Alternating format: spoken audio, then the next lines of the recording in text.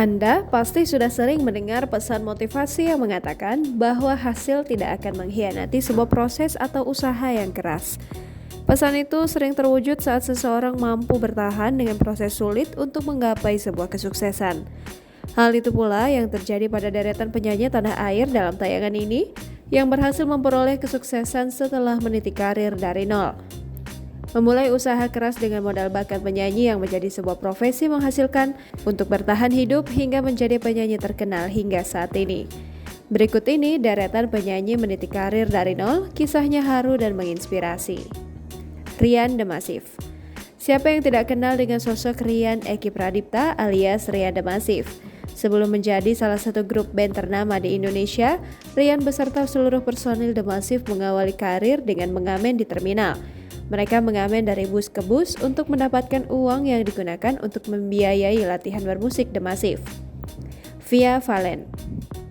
Siapa sangka penyanyi cantik Via Valen juga mengawali karirnya sebagai seorang pengamen.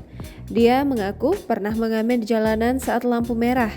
Kini Via Valen berhasil menjadi salah satu penyanyi dangdut ternama tanah air berkat suara merdu khasnya. Didi Kempot. Didi Kempot dikenal sebagai musisi campur sari fenomenal dan legendaris yang sudah berkarya selama kurang lebih 20 tahun.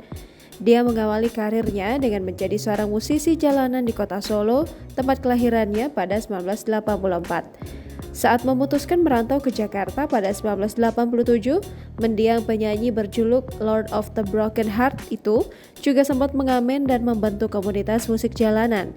Hingga pada awal 1990-an, namanya mulai melejit berkat sejumlah karya rekaman miliknya. Iwan Fals. Sebagai salah satu maestro musik Indonesia, Iwan Fals terkenal dengan karakter suara khas dan musik uniknya serta lagu-lagu yang berisikan kritik sosial. Pelantun Bento itu mengawali karirnya sebagai seorang musisi dengan menjadi pengamen di jalanan kota Bandung. Charly Van Houten. Terkenal sebagai sosok vokalis fenomenal dengan gaya rambut nyentriknya, Charly Van Houten juga mengawali karir bermusiknya dengan menjadi seorang pengamen di Bandung bersama sang istri.